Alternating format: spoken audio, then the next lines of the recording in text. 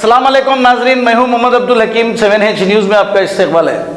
कल होने वाले जनता कर्फ्यू को लेकर आज शाम से ही रोडों पर अफरा तफरी देखने को मिली है, जहां पर लोगों ने अपने ज़रूरत के सामान लेने में मशरूफ़ दिखाई दिए हैं। शहर के कई मुख्तलिफ इलाक़ों में ऐसा ही मंजर नज़र आया है।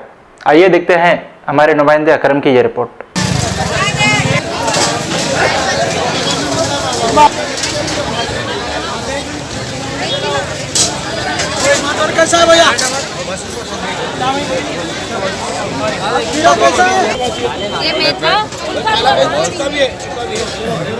मीडिया वाले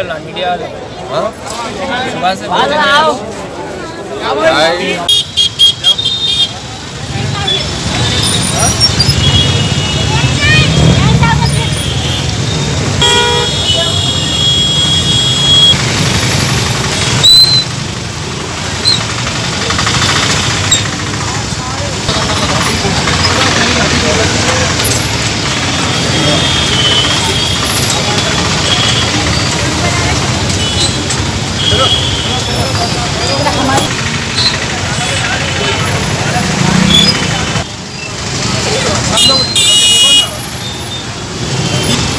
बहुत परेशानी है। एक महीने के आते बंद करे तो कैसा